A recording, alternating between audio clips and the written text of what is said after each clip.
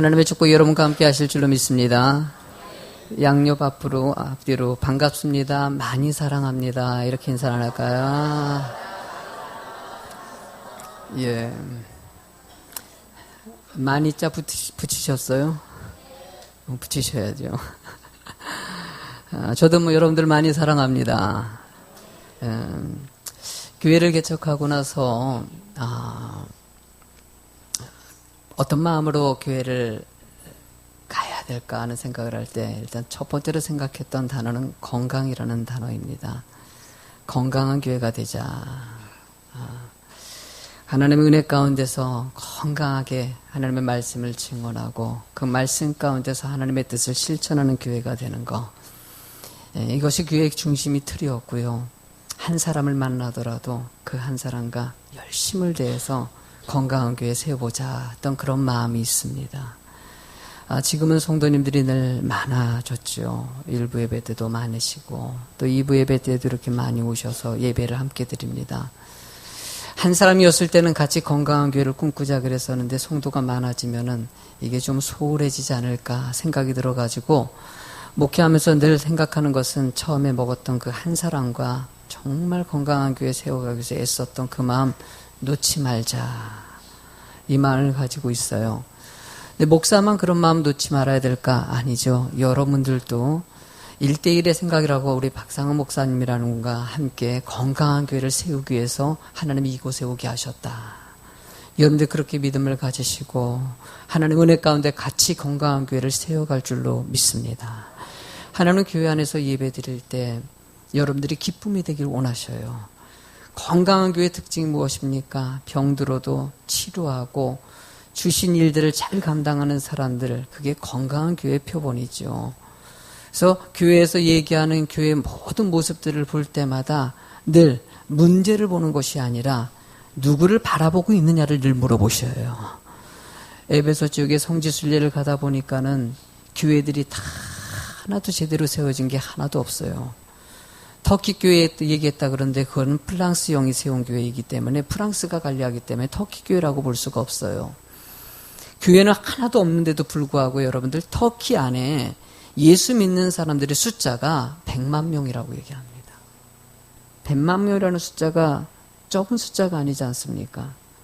그럼 100만 명이라는 사람들은 도대체 뭘 하고 있냐? 교회가 없는데도 그러면 예배를 드리고 있다는 거예요? 아니라는 거예요? 예배를 드리고 있다라는 것이에요.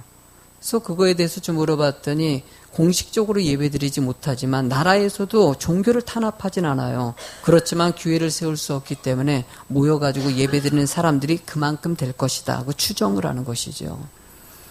그런 소리 들을 때마다 늘 느끼는 것은요. 그래, 교회는 역시 사람, 건물이 중요한 것이 아니라 에베소 터에 가도 빌립보 터에 가도요. 터에 건물들이 하나도 없어요. 돌멩이밖에 없어요. 그렇지만은 그곳에 오래전에 그 교회는 다 허물어 버렸지만 그래도 교회가 있고 하나님 앞에 예배가 있다는 것은 믿음의 백성들이 그 안에서 하나님께 영광 돌리고 있다는 것이에요.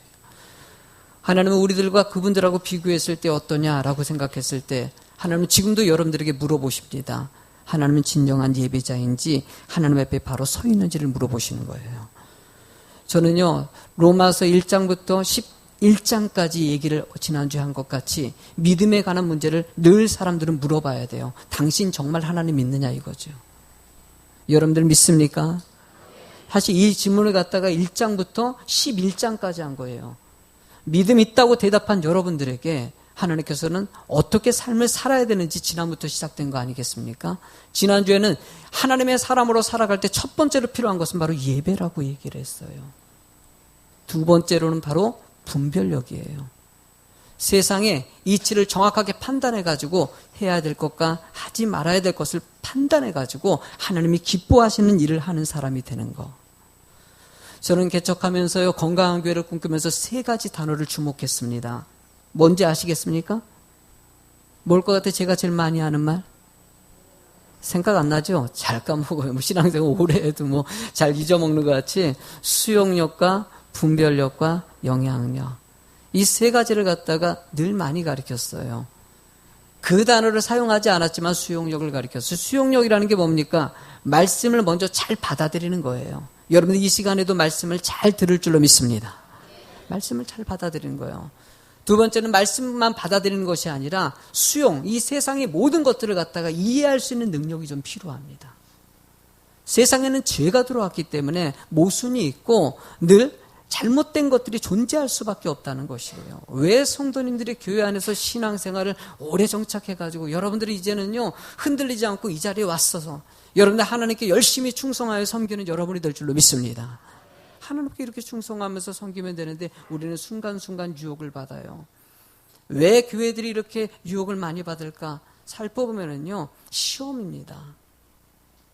세상에 교회에 왔을 때는 뭐 교회는 다 좋은 것만 있을 것 같다고 생각하는데 아니라는 것을 갖다가 이해 못할 때 일어나는 것이에요. 여러분들 우리는 죄인이라는 것을 먼저 인지하시기 바랍니다.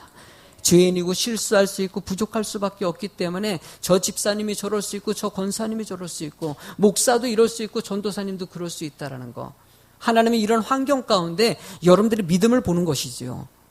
예배자를 찾으시는 거예요. 터키 안에서 그렇게 핍박이 있고 문제가 있는데도 불구하고 예배드리는 사람들이 있는 것 같이 여러분들도 주님만 바라보고 예배자가 되길 원하시는 거. 그게 바로 수용력의 가장 기본기라는 것이에요. 그러나 모든 것을 다 받아들이는 것이 중요한 것이 아니기 때문에 두 번째로 선택한 것이 분별력입니다. 분별력은 좋은 것을 받아들이지만 나쁜 것은 받아들이지 말라는 것이죠.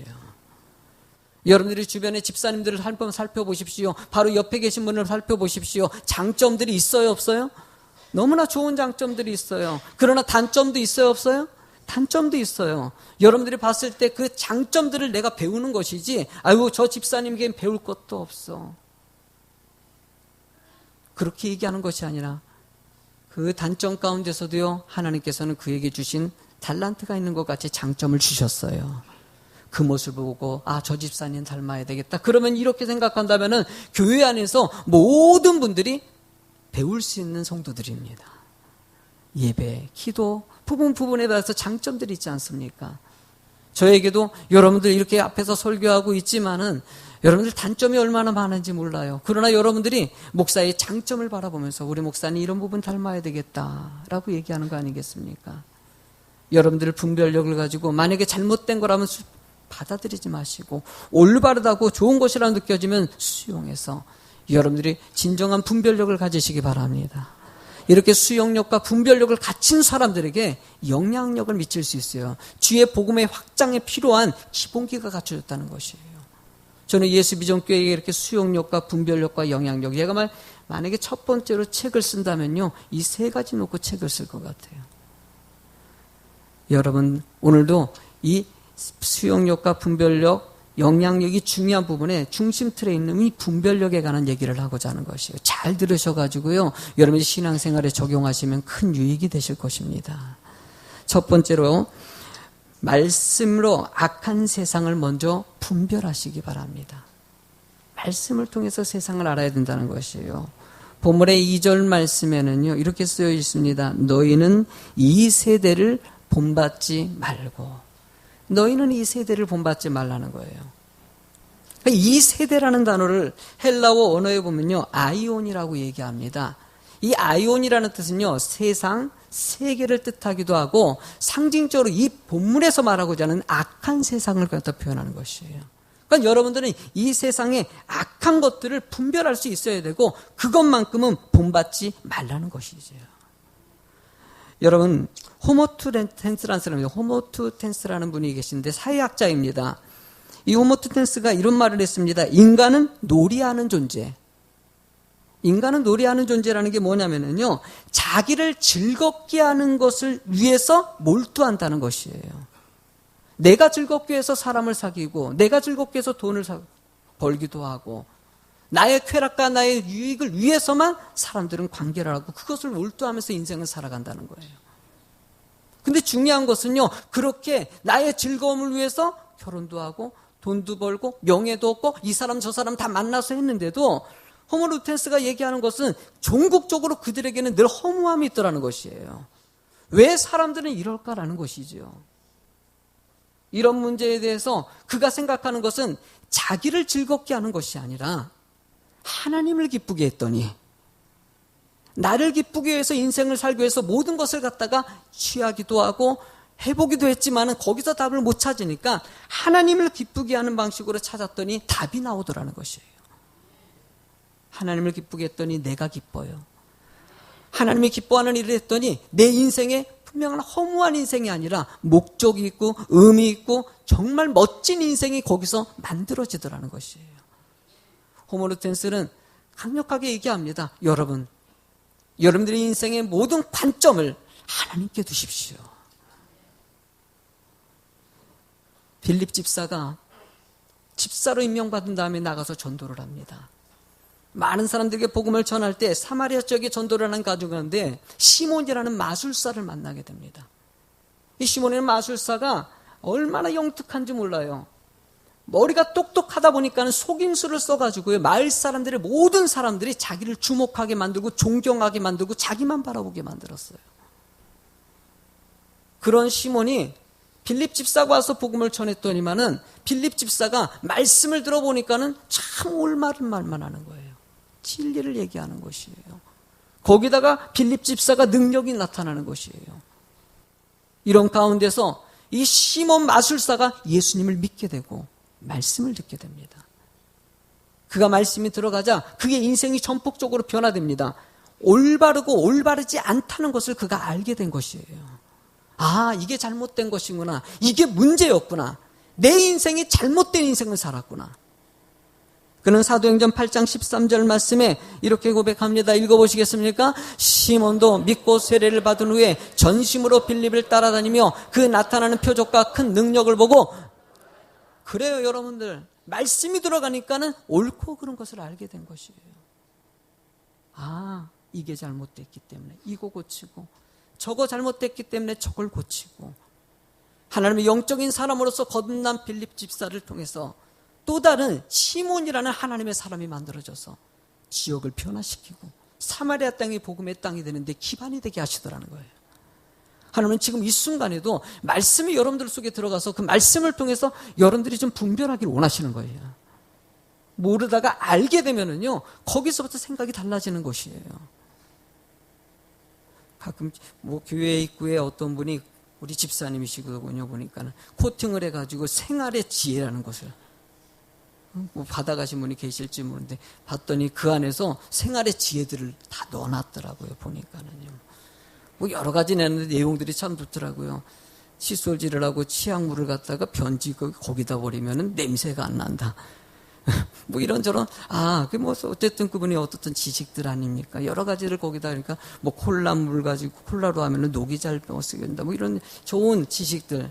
근데 그걸 알고 몰랐을 때 모르지만 알게 되면은요, 그게 유용하게 쓰여지는 거 아니겠습니까? 하나님은 여러분들이 하나님을 아는 지혜가 있기를 원하셔요. 그 말씀으로 이 세상에 살아갈 때 그런 이 생활의 지혜만 알아도 편리한 것 같이 여러분들이 인생이 편해질 수 있다는 것이에요. 그래서 여러분들 데살로니가전서 5장 21절에가 22절의 말씀에 이렇게 얘기합니다.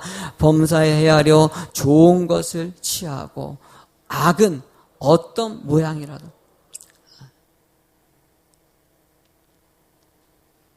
아멘. 악은 어떤 모양이라도 버리라. 아멘. 분별을 하시기 바랍니다. 두 번째 제목을 한번 읽어보시겠습니까? 분별력은 변화에서 시작됩니다. 2절의 말씀이 보니까 오직 마음을 새롭게 함으로 변화를 받는다 그래요. 오직 마음을 새롭게 한다는 것은요, 외적인 변화를 얘기하는 것이 아니라 내적인 변화를 얘기하는 것이에요. 그러니까 변화가 일어나기 위해서는요, 내적인 변화가 그 안에서 시작이 돼야 된다는 것이에요. 우리가 마음을 움직인다는 얘기를 하지 않습니까? 일단 마음이 하나님을 향하고 그 은혜 가운데 있는 사람들이 여러분들이 고백하는 찬양이 진정한 찬양이 될 수 있고, 기도가 진정한 기도가 될 수 있고, 사랑과 헌신과 구제가 온전한 것이 될 수 있다는 것이에요. 마음이 없는데 어떻게 액션이 움직이지? 아니에요, 여러분들. 마음 없어도 몸이 움직일 수 있어요, 없어요? 있어요. 충분히 할 수 있어요. 사랑이 없어도 사랑한다는 말을 할 수 있고 선물할 수 있는 것이죠. 좋아하지도 않는데요, 앞에서 웃을 수도 있는 것이에요. 그러나 본문에서 얘기하는 것은 마음에 진실된 움직임이 있을 때 그때 영적으로 변화가 일어날 수 있다는 거예요. 목회하다 보면요, 성도들이 왜 이렇게 변화되지 않을까라는 고민을 할 때가 많이 있어요. 근데 사실은요, 그런 고민하면 안 되는 거예요. 지난주에도 얘기한 것 같이 말씀 전할 뿐이에요. 변화는 하나님이 여러분들을 통해서 역사하시는 거니까. 여러분들이 스스로 마음이 움직이길 간절히 소망하고 기도하는 거예요. 하나님이 움직여 주실 줄로 믿습니다. 기도하는 거, 하나님 저 마음 좀 움직여 다시라고. 저 마음이 하나님을 향한 사랑으로, 하나님을 향한 열정으로 오직 주님을 위해서 살겠다는 그 마음의 설렘이 나와야 된다는 거예요. 여러분 누구를 사랑해 보셨습니까? 마음이 설레요, 안 설레요? 막 설레요. 자꾸 그것만 보이고요. 누워도 그거 보이고요. 왜? 마음이 거길 향하고 있기 때문에. 기독교는요, 변화의 종교라고 얘기합니다. 그러니까 여러분들이 예수 믿고 끊임없이 변화되는 거예요. 오늘도 변화되고, 내일도 변화되고, 또 모레도 변화되는 거예요. 오늘 이 시간도 이 말씀 듣고 변화되는 순간인 줄로 믿습니다. 저는 삭개오를 참 좋아합니다. 왜? 삭개오 얘기를 저는 여러분들이 많이 들으셨을 거예요. 삭개오는요, 세상적인 사람의 대표적인 사람이에요. 온갖 세상의 모든 것을 오직 자기 이익을 위해서 수단과 방법을 가리지 않았던 사람. 그렇지만 그 사람이 변화되는 시점이 있습니다. 본문에 본문에 누가복음 19장 5절 말씀을 읽어보시겠습니까? 예수께서 그곳에 이르사 쳐다보시고 이르시되 삭개오야 속히 내려오라. 내가 오늘 내 집에 유하여 하겠다. 저는 이 말씀이 너무나 좋아요. 왜냐하면요, 세상 사람들은요, 삭개오가 속임수 쓰고 자기 이익을 위해서 수단과 방법을 가리지 않는, 어쩌면 지금으로 따지면 우리나라 입장에서는 친일파 같은 사람인데, 이다 보니까 사람들이 외면했거든요. 아는 체도 안 하고 쳐다보지도 않았는데, 그걸 아는 예수님께서 삭개오야, 내가 너를 만나고 네 집에 들어가겠다. 이 사랑의 말씀의 은혜가 그의 삶을 변화시키더라는 거예요. 변화의 포인트는 주님을 만났다는 것이죠. 마음의 주님을 만나고 주님을 영접한 사람들, 예수 믿고 주님 영접하면 그때부터 삶의 변화가 시작되는 거예요. 그의 변화는 어떻게 증거되나? 누가복음 19장 8절을 읽어보시겠습니까? 삭개오야 서서 주께 여짜오되 주여 보시옵소서 내 소유의 절반을 가난한 자에게 주겠사오며 만일 누구의 것을 속여 빼앗은 일이 있으면 네 갑절이나. 세상에 어떻게 이럴 수가 있을까요? 절대 삭개오라는 사람은 그 시대적 배경으로 가면요, 이렇게 될 수 있는 존재가 아닙니다. 그러나 변화가 일어나면은요, 그 사람이 그렇게 되더라는 것이에요. 목회를 하고 신앙생활 할 때도 여러분들, 삭개오라는 사람이 변화되지 못할 것 같았는데 변화된 것 같이 하나님은 우리도요, 이 변화를 기대하셔야 돼요. 그래서 신앙생활하고 여러분 수용력에 중요한 하나의 또 패턴이 있다면은요, 기대 심리예요. 이해가 안 갑니까? 그러면 기대를 하십시오. 그 사람이 축복의 사람이 될 것이다. 자식을 향해서는 아멘 쉽게 하실 거예요. 여러분들 자식들이 잘 될지어다. 이 말 했더니 아멘 안 하시네요. 잘 되셔야죠. 자식들이 다 잘 될지어다. 아멘 하셔야죠. 기대하는 마음이 있기 때문이죠. 기대하는. 성도들끼리도 기대하셔야 돼요. 우리 집사님이 잘 되고 우리 권사님이 잘 되고 예수 비전교회가 잘 되는 꿈을 꾸십시오. 아우, 삭개오도 변화됐는데 뭐 집사님이 그 정도도 아닌데, 단점 몇 가지 좀 있는 것뿐인데. 사랑하십시오. 세 번째 제목을 같이 읽어보십시다. 분별력으로 하나님께. 2절의 말씀 보니까 하나님은 선하시고 기뻐하시고 온전하신 뜻이 무엇인지를 분별하도록 하라 라고 얘기했어요. 말씀을 잘 보시기 바랍니다. 하나님의 선하시고, 그리고 기뻐하시고, 그리고 온전하신 뜻이 무엇인지를, 그러니까 하나님의 뜻을 잘 알고서 판단을 하는 것이에요. 하나님이 원하시는 것이 무엇일까? 여러분, 선하시다는 것은요, 하나님의 근본적인 속성입니다. 하나님은요, 선한 마음으로 잘 되길 원해요. 선한 성품을 가진 사람들의 특징이 어디서 나타납니까? 상대방이 잘 되길 원하고 상대방을 살핍니다. 교회는요, 이런 마음들이 참 있어야 돼요. 상대방을 살펴가지고 우리가 배려라는 자고 착한 사람 보면은 배려를 참 잘해요. 문을 열 때도 뒤에 사람이 오는 것 같으면 이렇게 좀 잡아주기도 하고, 예배 시간에 예배 드릴 때도요, 뒷사람 신경 쓰는 분들이 있어요. 내가 딱 앉으면 목사님 각도에서 맞을 것 같으면, 야, 자리가, 이럴 때는 뭐 비키지 못하죠. 그럼 상대방이 방해다 그러면 약간 비켜준다든지, 상대방이 예배 드리기에 도움 주기 위해서 애쓰는, 그러니까 마음이 착한 거지요. 선한 마음. 하나님은요, 그런 마음을 가지고 우리가 분별력을 가지기를 원하신다는 거예요. 여러분들이 잘 되길 원하는 마음과 두 번째로 기뻐하시다라고 표현해요. 주님이 기뻐하는 일을 하면은 아주 세상은 답은 쉬워지게 되어 있죠. 하나님이 기뻐하는 일이 무엇일까?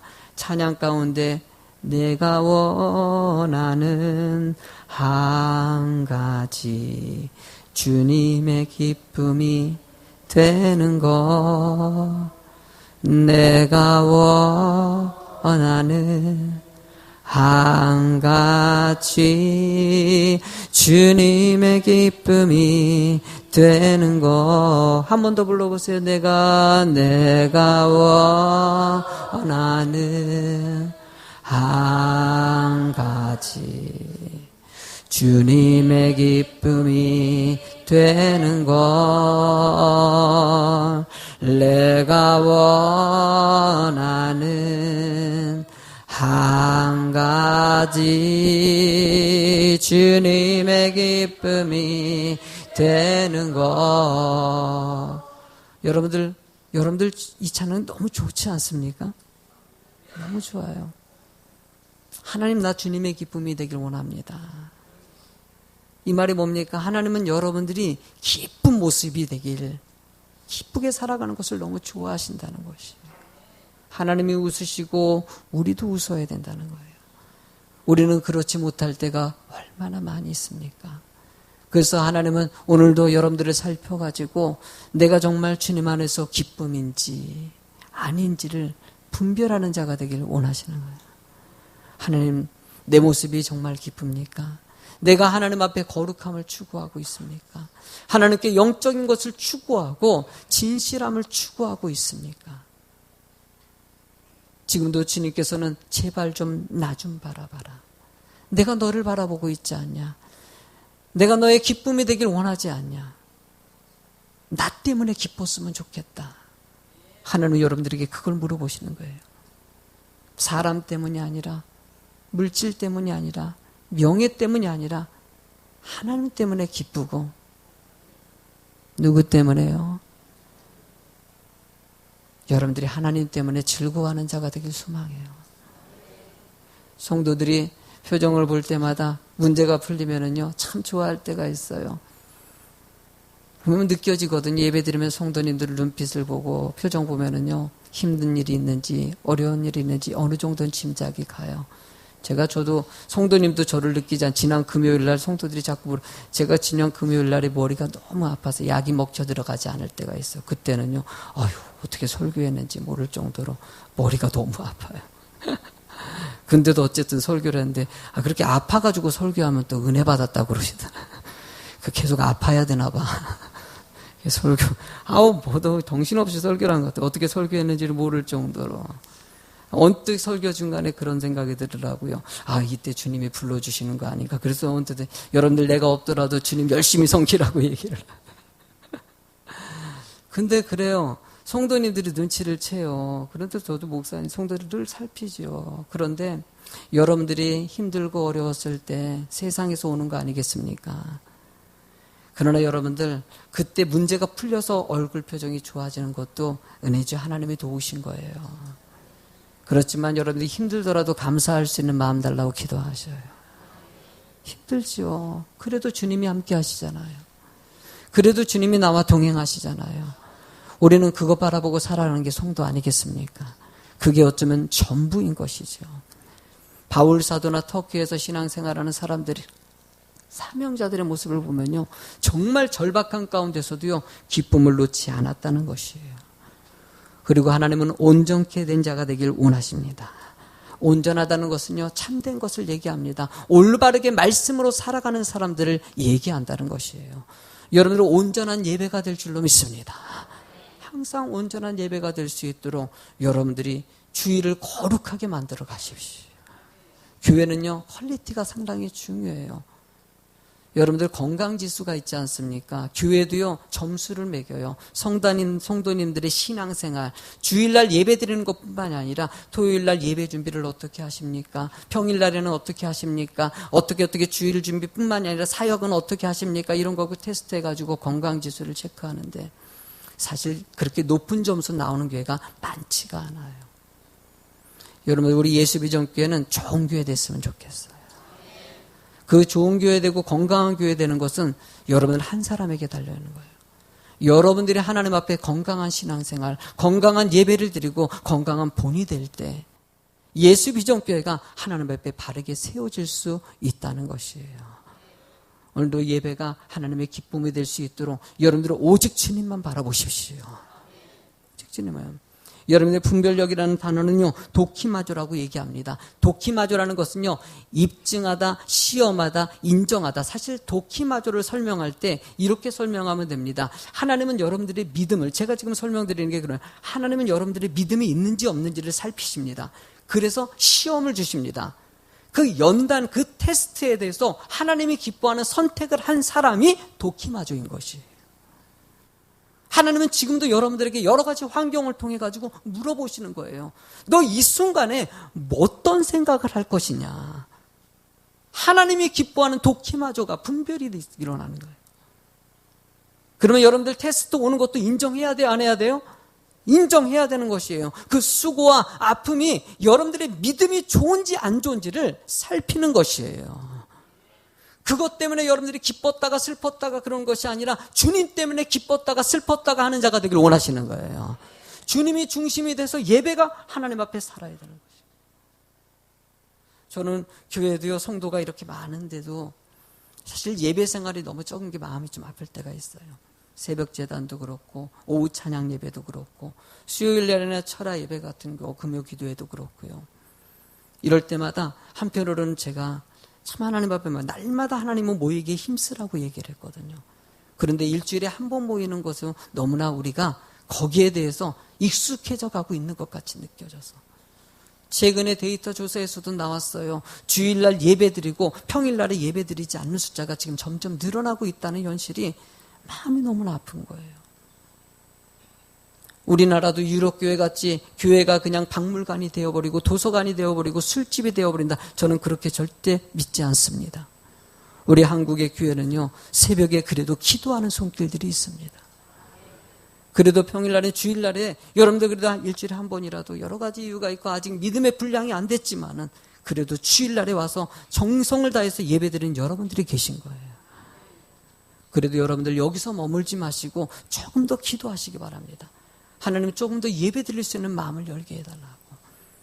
이런 얘기하면 또 시험 들어가지고 아이고 주일날에 한 번 드리는 사람은 뭐라 그러는가 보다. 그래서 큰 교회 가야 되겠다. 큰 교회 가서 조용히 예배. 여러분들 그런 얘기를 하는 거예요. 말씀 들으면요, 기도하시고 여러분들의 예배의 삶을 살피라는 것이에요.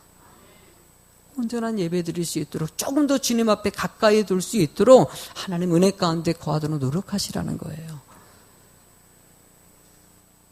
디모데후서 2장 15절을 읽어보시겠습니까? 너는 진리의 말씀을 옳게 분별하여 부끄러울 것이 없는 일꾼으로 인정진자로 하나님의 앞에. 아멘. 여러분들 아까 얘기하는 도키마조를 설명한 거라고 볼 수 있어요. 진리의 말씀을 옳게 분별해서 부끄러움이 없는 일꾼이 돼서 하나님께 인정받으라는 것이에요. 그리고 그것을 하나님께 드려라. 여러분 이런 드리는 성도 되시기 바랍니다. 드리는 성도 하나님 앞에 좀 바르게 서서 진리를 추구하면서 살아야 되는 것이에요. 사도행전 6장 3절 우리가 하나님께서 하나님의 집사들을 세울 때 이렇게 세웠다고 얘기하죠. 크게 읽어보시기 바랍니다. 형제들아 너희 가운데 성령과 지혜가 충만하여 칭찬받는 사람 7을 택하라. 우리가 이 일을 그에게 맡기고 라고 얘기합니다. 초대교회 사도들의 일이 업무가 많아지자 집사를 세워서 일을 했다는 것이에요. 그러니까 여러분들이 집사님들이 계시지 않습니까? 시장에서요, 여러분들, 그냥 시장에 가가지고 집사님! 소리 지르면은요, 한 10몇 명이 얼굴을 돌린다고 얘기하는. 집사님이 정말 많아요. 근데 하나님께서는 진정한 집사가 되도록 애쓰는 자가 되기를 원하시는 거예요. 여러분들이 집사 직분 받을 때 목사님이 질문합니다. 아우, 집사님, 이번에 집사 임명을 해야 될 텐데 집사 임명 받았으면 좋겠어요. 그러면 성도님들이 조금 저기 한 분들은 이런 얘기를 해요. 목사님 저 자격 안 돼요. 나 같은 사람이 어떻게 집사를 해요. 그럼 목사님은요 그래도 세우려고요. 집사님 그렇게 집사님 돼가지고요 집사같이 살면 되지요. 그럼 그 말에 넘어가요. 그 말에 넘어가서 그래 목사님 말씀 들으니까 직분 받고 집사가 되면 되지. 그래가지고 우리 교회도 그렇게 세워진 분들이 계시고 그렇게 세워놨는데 막상 그렇게 살고 싶은데 잘 안 되더라는 것이.